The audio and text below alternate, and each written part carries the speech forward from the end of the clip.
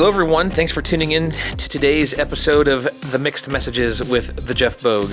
I am the Joe Caruso, your host, and I'm excited to dive into our topic for the day.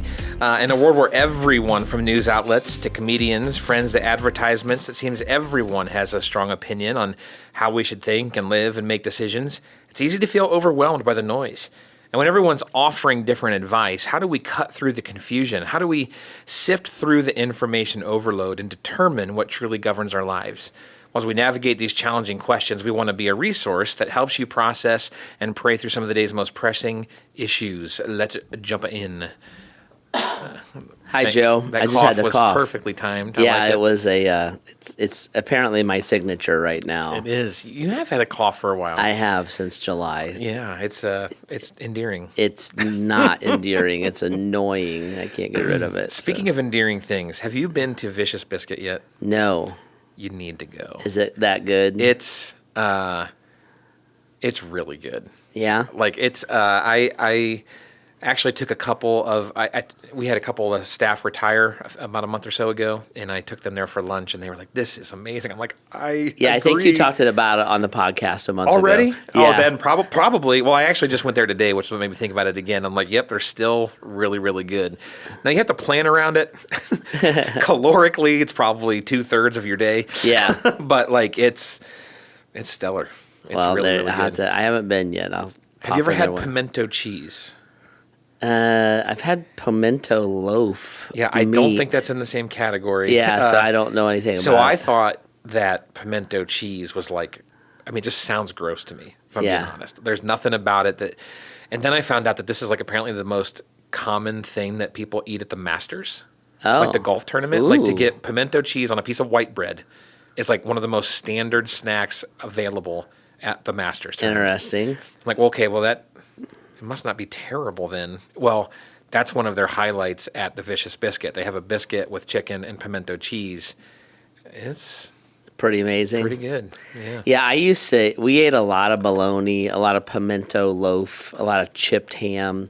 Like we ate regular people / maybe poorer people food growing up. And so I had all these meats that aren't meats. Like I don't know what bologna is, but it's not on a hog anywhere, so but we had pimento loaf, they called it, and it was basically bologna with bits and pieces of pimento or vegetables or something in it. We had a lot of Vienna sausages. Like we had a lot of processed food growing up. Spam. We ate different ones, but we did too. Did you call Steakums? Remember Steakums? I do. Yeah. Did you call chipped ham chip chop? I think we called it chipped ham. I don't remember, but yeah. Maybe that was My mom would stop at. There was like a little deli grocery, like back hole in the wall, old family owned thing called Riffles. Oh, okay. By my house, and we would stop there on our way home from church on Sunday. And she would buy ground beef, and then she would buy whatever these processed meats were, and that was our lunch meat for the week, and it's what we ate. We went to Dairy Mart. Yeah. So I'm pretty sure this was before my time. I'm pretty sure it used to be called Lawson's. It was, because I remember Lawson's. Yeah, that's where Lawson's chip dip came from, and that's what we'd pick up. Yeah. We'd get chips and Lawson's chip dip, and then our family called it chip chop, but it was the chipped ham. And then a pack of buns, and that was lunch. That was lunch for the week, yeah. And all of that, I don't think any of that has any natural byproduct in it whatsoever. No, it's just salt. I'm pretty sure, I think bologna and hot dogs and all that is like leftover parts, like mixed together and formed. Yeah, it might, I don't know this. It might be different when you're eating like an all-beef hot dog, but even then, that just might be, it only comes from the cow. I don't know. Yeah, it's just bad. But I haven't had any of that in a long, long time. But I haven't thought of, we would make chipped ham mustard on a simple white bun with chips on it. Ugh. And I kind of want one now. Ew, I so don't. Yeah, I'm sure I wouldn't I'll get over it in about 15 seconds. Yeah, but go back the to Vicious there. Biscuit. That is actually quality food, yes. Your euphoric recall with Vicious Biscuit. Yeah, we've transitioned from actual quality food to just nostalgia. Yeah. I don't even know if it's nostalgia. It's more maybe more trauma. Trauma. That's right. Yep. Well, Jeff, today's question comes in. It's all about marriage and specifically sex in marriage, which I'm sure for at least probably around half of our audience is really easy to listen to two men talk about how sex is supposed to play out in marriage. Yeah, it's really great. So obviously this show is almost always you and I chatting back and forth.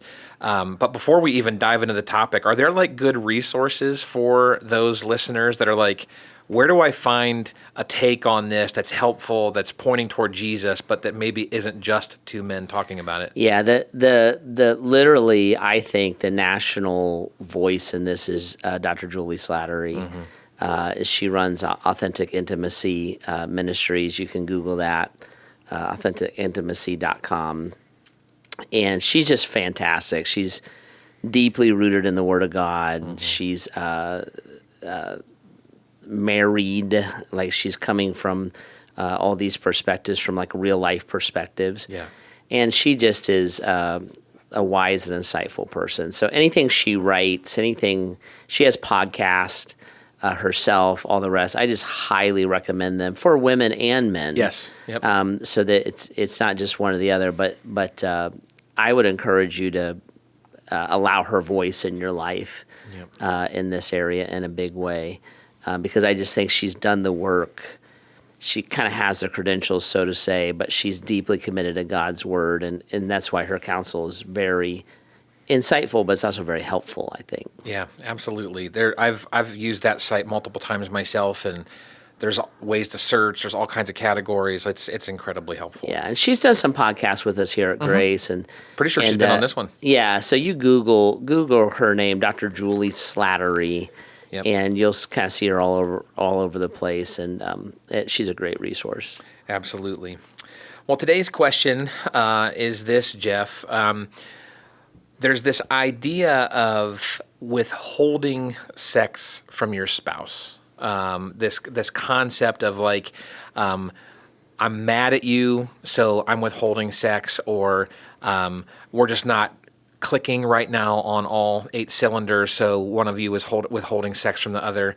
And like, as much as this might sound like an odd conversation, at least in our experience, it tends to come up in a lot of marriages, at least for a season, all the time. And so how do we healthily navigate sex in our marriage, and then specifically when one of us is tempted or is just straight up not offering that gift to the other spouse?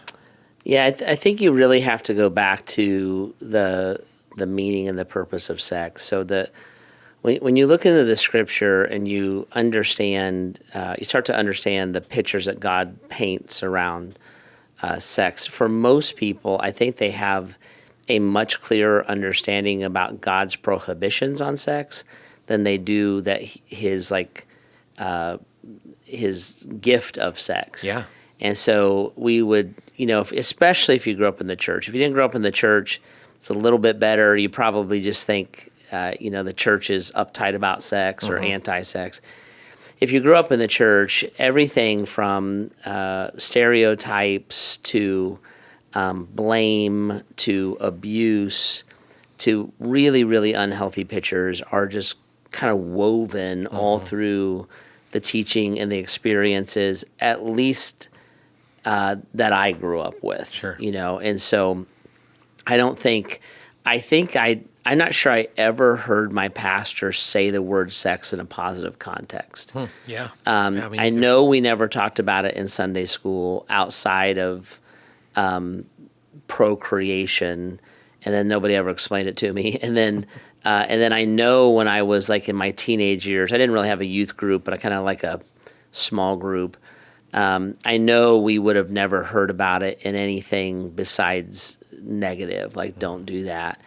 And then every attack on the television, the movies, music, this was pre-internet, they would have lost their mind with the internet, was negative, they're out to get you, don't be corrupted, Then there was a lot of blame, like a lot of girls are temptress, those kind of things. So a lot of blame. And never a vision. It was like, don't do that. Don't participate in that, but never a vision of why or a vision for. And so that's just the way that it was presented. And so it wasn't until I was a pastor that I started to think about teaching about sex and those kind of things from the pulpit. And it wasn't until then that I started to understand God's design and the gift that sex is, and started to understand it outside of the context of don't do it. When you're married, you're allowed, but it's still almost like a little bit sneaky, kind of a thing. And start to understand. So I think you have to go back to that foundation piece in the scripture of why God designed sex. And I think most of the time people are taught God designed sex for procreation. And I'm like, no, that's not true. Obviously sex is a path to procreation, but God could have designed anything. And he certainly didn't have to attach our emotions and our heart and our mind to it. He didn't have to make it something that is a strong drive and yet a huge place of vulnerability. If he's starting from scratch, he didn't have to do, he could have got us to reproduce ourselves. Most nature reproduces itself without quote unquote sex. Trees, plants, vegetations, on and on and on, right? So I'm like, so there's something else there. And then when you get into descriptive romantic relationships like the Song of Solomon, the book The Song of Solomon, and then you get into directive things about marriage and sexuality and sex in the New Testament, what you see more than anything is that sex is meant to create oneness. And so oneness emotionally, oneness spiritually, and that the physical oneness of sex is more of a illustration of the emotional and I'll even say mental and spiritual oneness of sex. So God gave us this very, very unique way that is unique even to human beings. Like I know that dogs and cats have quote unquote sex, but they don't have oneness. Right. They don't have emotional and mental and spiritual oneness. So he gave us this very, very unique way to be joined together, not just physically, but spiritually and emotionally and even mentally. And when sex is pursued in that context, and when it is given in that context, the power to create that intimacy is literally like anything else in our lives. And the depth of that intimacy mirrors the depth of the intimacy that we can have with Christ himself, spiritually, emotionally, and mentally. And so sex is a reflector of God's love for us. Sex is a bonder of God's design within marriage. That's why sex can be beautiful or it can be harmful. It is something that is fragile, and yet it is something that is built into us to pursue. Because just like it's built into us to pursue God, it's built into us to pursue a husband or a wife, and that helps us to understand God. So it's a complicated thing, and if you haven't thought through sex on those levels, then it's very easy to say, I'm not in the mood, you're not being nice to me, I haven't seen you forever, you don't turn me on anymore. All those kind of things that cause us to be in a withdrawing and a withholding place are really, really logical and easy to go to if we think that sex is just emotional, just fun, and just physical. It's incredible what you were just saying there. I think that is often what, at least in my experience in talking with people, that's what sex ends up being cheapened to, where it is easy to say, just in the same way that I don't need to have a burger or a delicious biscuit for lunch, well, you don't need sex. And, in the same way that if it's this gift from God to help a man and a wife have a close relationship with one another, and you start to think about the other ways that he's helped us have a close well, we don't need to talk. We don't need to spend time together. We don't need to cherish each other. What do you mean? These things almost become silly to think through. And it's like, right, God's given you this way to connect and to build and to grow. How do we use that? So Jeff, how do we find a pathway forward? Let's say if we're the one that is withholding, we're the one that's tempted for one way or the other to not give that gift of sex to our spouse. Like, what's a pathway forward for us to kind of rediscover that? So I'll answer that question with a caveat. Okay. So in our sex lives and in our sexual interaction with our spouses, it is not uncommon for pain to be woven into that narrative.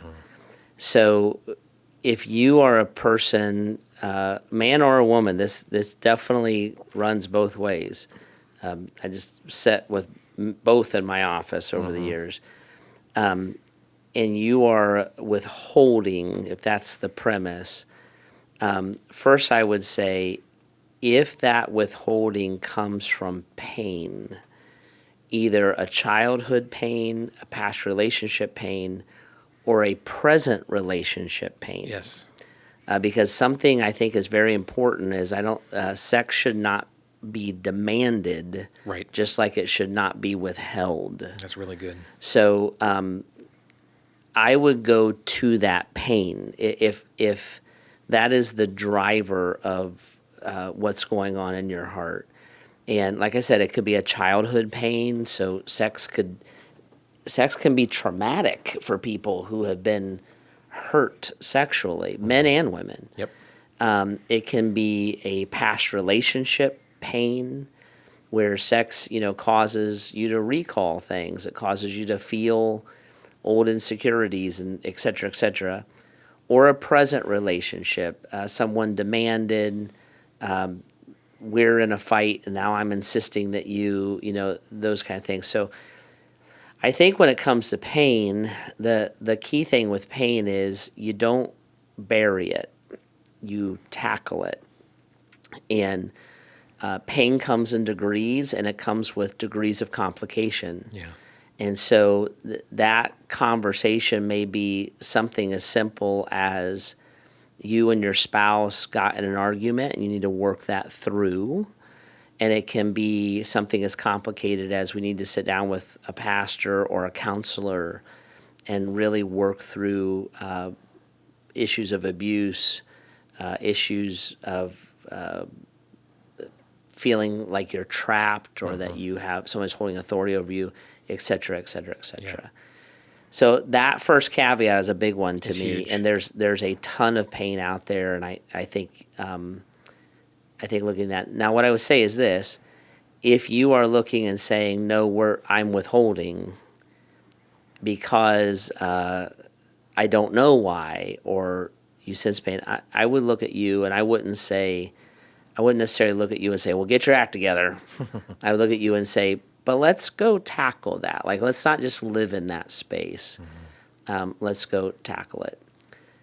The other caveat that I would lean into, I'd talk a little bit differently about, and that's the idea of we're busy, we have a house full of young kids, sex is not as forbidden as it used to be, so it has lost some of its luster, some of its adventure.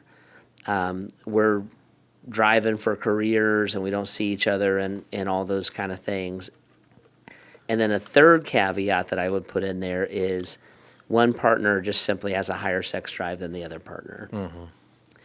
If you're in caveat number 2 of looking and saying, no, we're just busy and I'm just exhausted when I go to bed, I'm working late, all those kind of things. What I would say to you guys is kind of what you were just saying, Joe. Like, sex is not a part of your relationship that you should ignore or take for granted. So just like it would be unhealthy for you to quit communicating with each other, just like it would be unhealthy for you to live separate lives, it's unhealthy, the Bible would say. 1 Corinthians 7 would talk a lot about these things. It's unhealthy for you to be apart sexually. Part of that is temptation, for sure, but a lot of that is intimacy, that our brains, our bodies think and feel differently when we are sexual with each other and after we've been sexual with each other. And a bond is created that was supposed to be created through our sexual interaction. And when that bond is not reaffirmed, when that bond has to be begged for, what you're really saying to someone is, if I'm begging you for sex, you're really saying, if you beg me enough, I'll affirm my love for you. That's how that's heard and interpreted. If somebody's begging you for sex, then you're really saying being intimate with you is not a high enough priority for me to even hassle with. And so what you have to do is you have to stop and reevaluate and say, okay, how do we prioritize this? Yeah. Do we set a night a week aside, like literally? And I know for everybody who's young and not married or newly married, you're like, that's the most unromantic thing. I'm like, yeah, throw 3-4 kids in there. You'd be surprised how fast a week goes. So we set aside time. We have a date night. We have blah, blah, blah. But we look and say, we're not, however we get from where we are to where we need to be, we're not going to sit in the space of saying sex is not a big part of our relationship or an important part of our relationship. Yeah. And you're making that intentional shift to say, I love you and I want to be near you and around you and with you. So caveat number 1 for me is pain. Number 2 for me is like bitterness. Busyness is what I meant to say. Yeah, busyness. And number 3 for me is sex drive. Sure. And so most of the time, couples have different sex drives. Yep. And a lot of the times, men have a higher drive than women, but not all the time. No. That's actually a stereotype. It's not all the time. And what I would say to you is this, is as a person who looked another person in the eye and said, for better, for worse, for richer, for poorer, sickness and health, I give my life to you. When you look at your spouse's sex drive and it's higher than yours, you have to kind of do the mental and spiritual work of saying there's nothing wrong with them per se. It's not that that's all they ever think about and that's all they ever want, but it's a need that they have in their life. And just like you might look at, like Heidi said to me 1,000 times, I need you to change your tone of voice.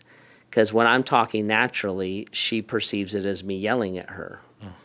She's like, I know you're not, but I need you to work at it. She's expressed a need. And so it's the way that I serve her.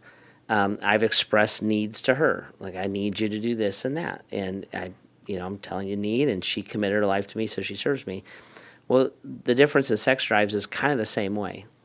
That the person with the higher drive has a need for more sex, and so the one with the lower drive gives themselves to that person more.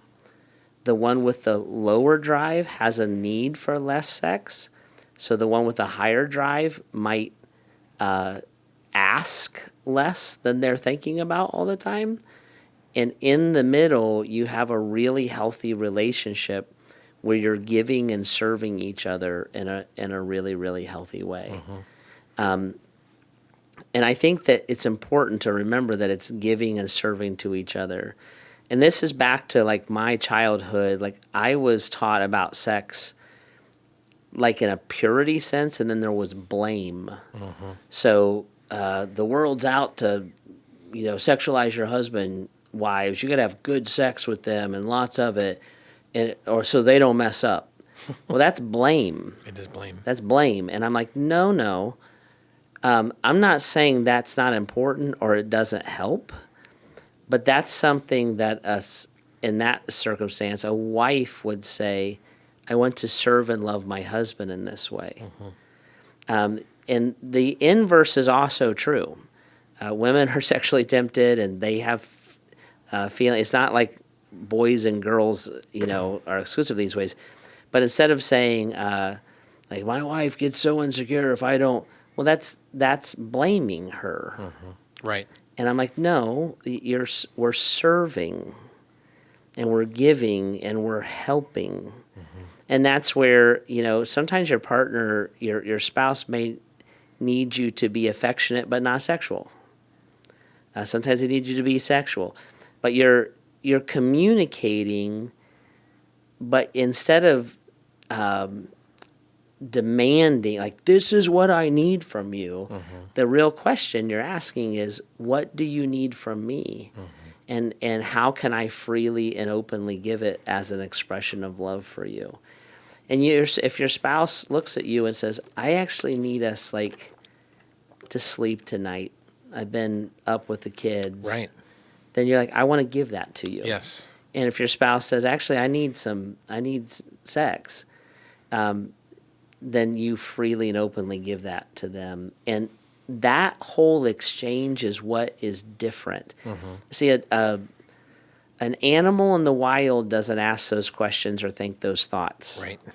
They have sex. And I feel pretty strongly that what we often do outside of Christ is we treat sex as instinctual and animalistic. Yep. I want it, I need it, and I'm like, that is so far from God's design. He did give us a sex drive. That is a part of his design. But that drive is to motivate us to love. It's to motivate us to intimacy. And that's what marriage, I'm not sure you're ever going to, like, figure this out and be done in marriage, because marriage goes through seasons, kids, empty nest, all those kind of things. But that heart position of, I actually want to give my life to you. That's what I said. Yeah. And that's what I intended. And marriage sometimes is the process of what that looks like. Yep. To give my life away over time. One of the things that I think is fascinating about what you're saying is those things are true, whether or not you and your spouse know how to communicate them yet or not. Yeah. And I think that that's one of the complicated things that gets in the middle of some relationships is if we use the stereotype that the husband is asking the wife for more sex, oftentimes he doesn't know what else to say other than, I wish we had sex more often. But as I've counseled a lot of men over the years, like, a lot of times they're like, I just feel so distant from my wife. And I feel like every time she says no or whatever, that she's withdrawing from me. Yes. And so it builds into those insecurities. You feel like you're losing your wife. You feel like there's this distant. You feel like suddenly you only have a roommate. But the only thing that guy has been conditioned or knows to ask for is, can we have sex? Yeah. And so it's to go full circle like you've been doing.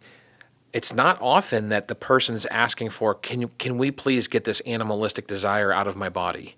Yeah. What they're saying is, like, I feel distant from you. This helps me feel much closer to you. And that includes, because a lot of those same conversations I've had with those men, they would tell you that they can't stand when it's just physical. So when it's some version of, like, hurry up and get done, it's like, well, that's not intimacy. Now you've cheapened my sex drive to just animalistic. Yeah. And so it's the combination of realizing that's what's being pursued in a healthy relationship is the closeness. It's the relational tightness. I think we did a podcast a few episodes ago where we talked about how the dirty secret with men is that they're insecure. And that's the kind of thing that we're men, so I'm using men's illustrations on purpose here, and I want to be sensitive to that. But that's the kind of need that can be met. Because when I am wanted as a man and desired as a man, it makes me feel secure. Correct. It doesn't make me feel egotistical, and it doesn't make me feel macho. It makes me feel secure. And that coin is flipped for the other, in another way, in a different side with women. But that's what I mean. That's not true of an animal. But God designed human beings that way, and it's just a example of how we meet these deep needs in each other through our sexual interaction. I've always found it fascinating that in Genesis, when Adam and Eve are there before sin, it says that they were naked and had no shame. Yeah. And it's fascinating to me because I don't know that I know one human being that in some way doesn't wish they couldn't lose 5 pounds, they couldn't get rid of this mole, that they couldn't be a little bit more built, that they couldn't, like every person I think I've ever had a conversation with wishes something was different about them physically. And so for Adam and Eve, I mean, to really think about what it means to stand there and have no shame. Yeah. To have complete security, complete safety, complete vulnerability with each other, and not have these like, let me cover myself up, let me hop under the covers real quick. Like they were just able to go, here I am, here you are, and it's full on intimacy, even well beyond the physical. Yeah. It's special. And that's what God's trying to gift a husband and a wife. It's really, really helpful. Well, Jeff, as we begin turning the corner on this conversation, is there anything else that we would want to encourage couples with as they're navigating this idea of withholding sex? I think your 3 caveats have been incredibly helpful. Yeah, I think I would I'm giving you guys broad categories and broad strokes, and so I would encourage you to turn to a resource like Dr. Slattery. Yep. And especially because like Joe and I said, this is obviously an all male perspective here. It's the nature of what our podcast is. Yeah, and we're trying to represent the overarching concepts, but yes, we can't help but be too. Yeah. So lean into those resources. If you guys struggle in these areas, just don't accept that. Just do the work, and the work is everything from I have to peel back layers of my childhood. I have in my past relationships, I have an amazing amount of pain here. If there's pain in your relationship, that's a big deal, So you peel that back. God is a healer, and He's a helper, and He will do that. He's not shaking His finger at you. If it's busyness and season of life, don't lose your spouse in that. Don't lose your spouse in that. The kids do grow up, and jobs change, and you guys are robbing each other of some of the most deep joy and fulfillment and security that you can have, which is what a marriage is supposed to do. So prioritize that work for sure. And then the sex drive stuff, have the real conversation. Like if you're feeling deprived, sit down without an accusation, without a hint, without sarcasm, and ask your spouse, hey, can I talk to you about this? And then just lovingly hear them and try to lovingly respond.